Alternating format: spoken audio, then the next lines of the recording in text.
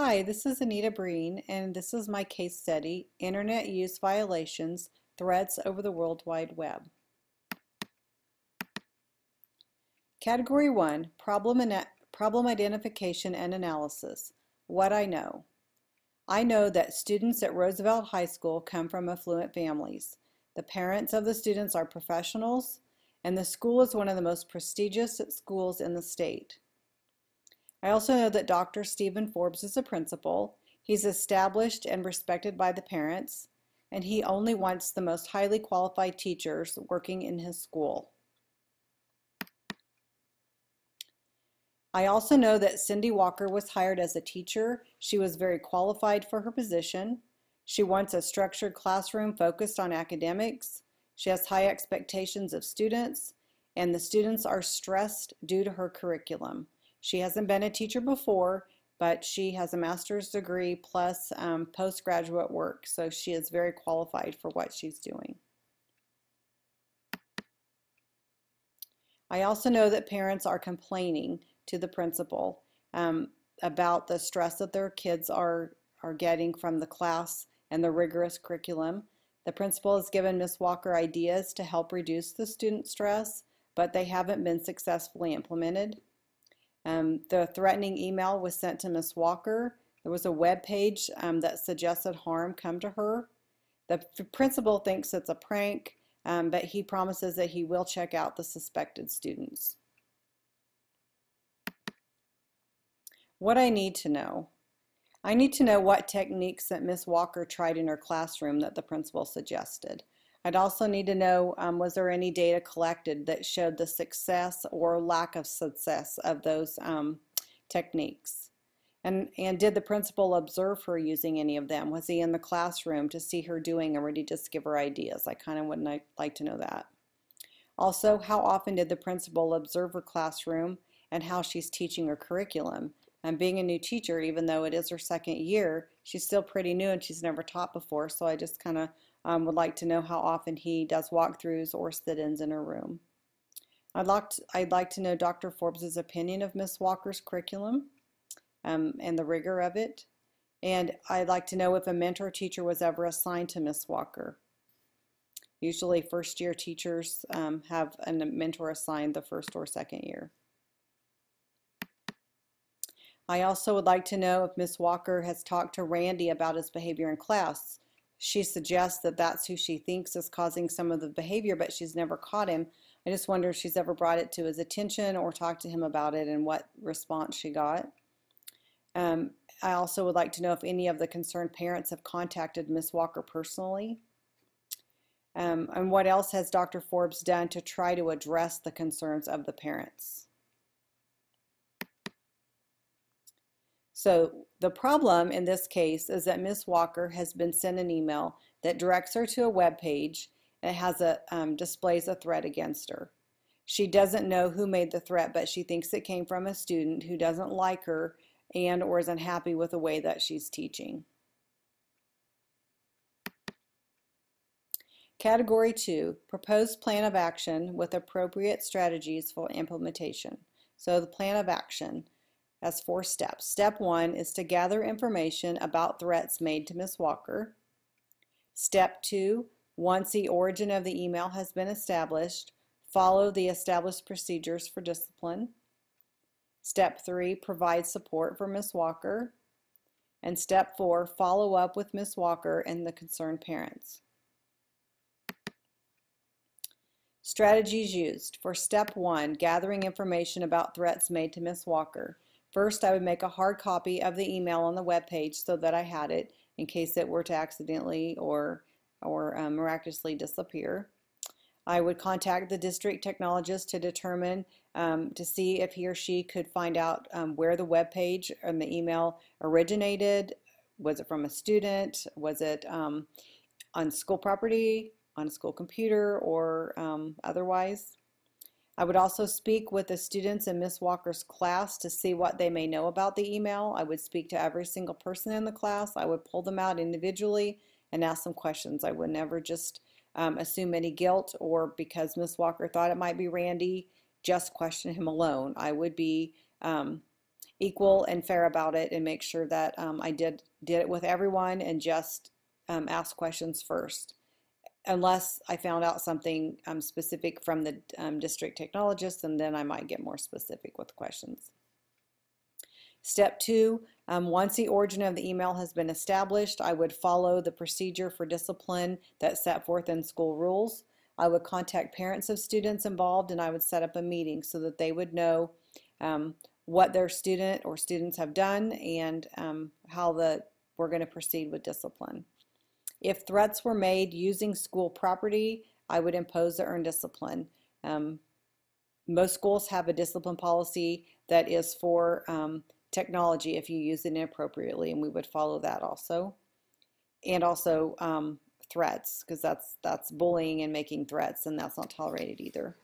If threats were made outside of school, I would support Ms. Walker if she decides to seek further retribution against those students. I would make sure she had my full support.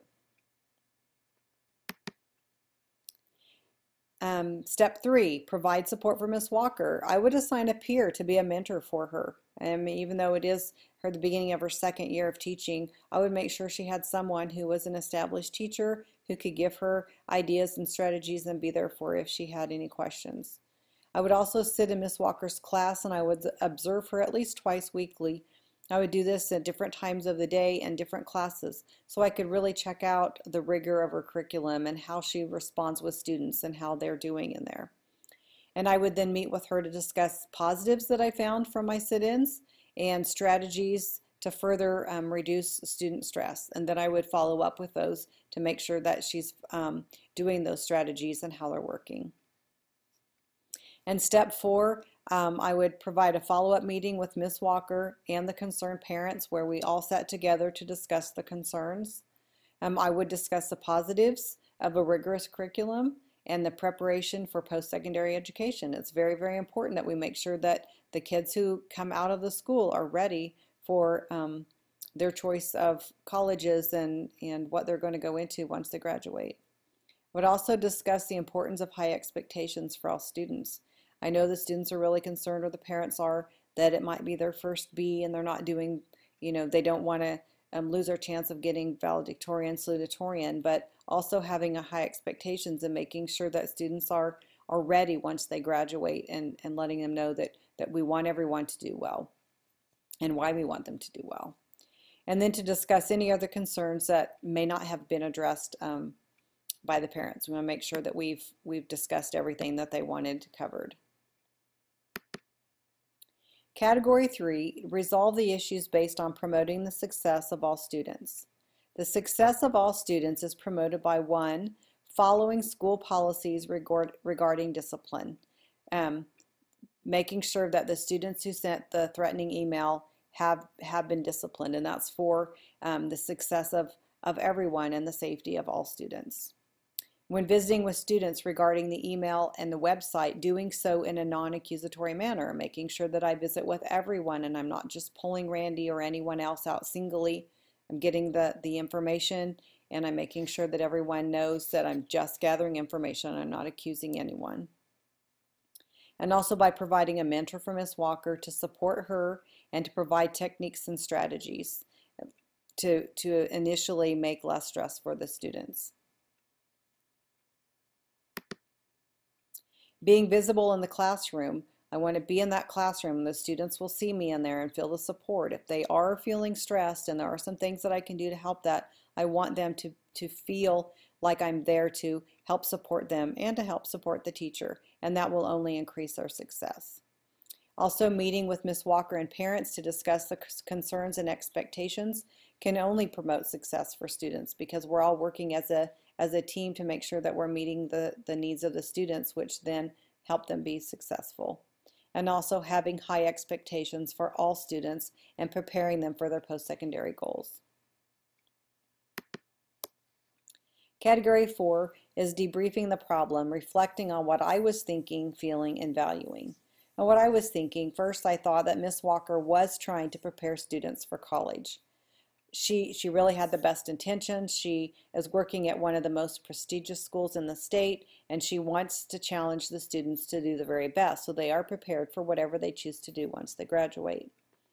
And I did think that as a first-year teacher that she wasn't given the support that she may have needed to run her own classroom. She was very knowledgeable in her subject area. She had tons of education, but she did not have experience as a teacher, and she did need that support from somebody who had been a teacher for some time. What I was feeling, I felt that the students and the parents were being unfair to Miss Walker by talking to the principal and the students posting threats on the internet. They didn't address Miss Walker directly about their concerns. They went to the parents. They went to the principal. The students, instead of going to her and talking to her about the stress and what they could do to maybe relieve some of that, someone or more than one person posted threats on the internet. I also felt the principal was trying to support Miss Walker. He did ask her for information about the web page. He did show concern, and he did state that he would talk to the students the next day.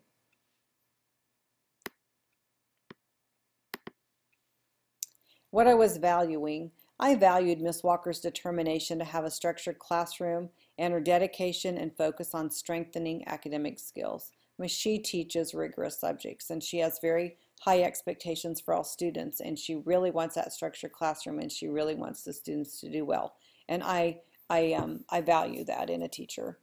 Some issues that remained unresolved that I thought was, who was the creator of the email and the threatening web page? Who or was the damage created at school or somewhere else?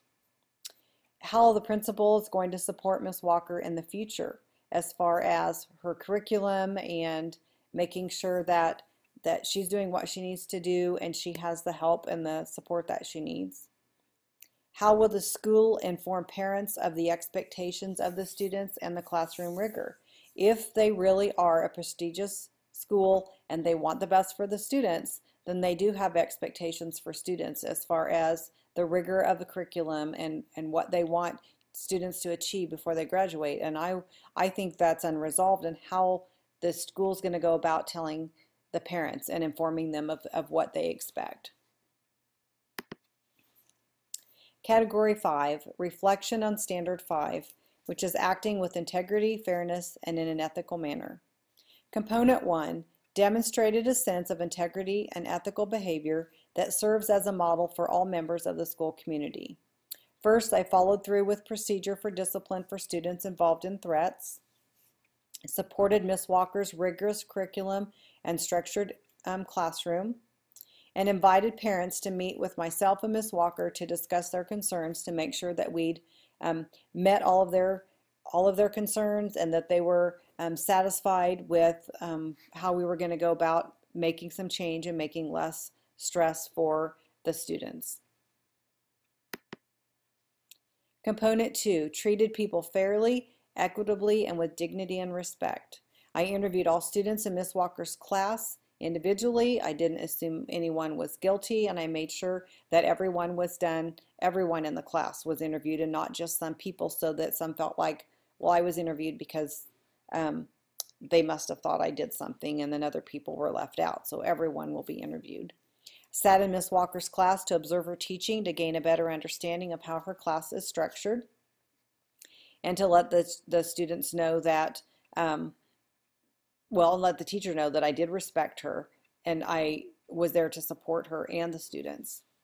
And I met privately with Miss Walker to discuss the positive things out of her classroom that I saw, and even some other strategies to further reduce stress for her students.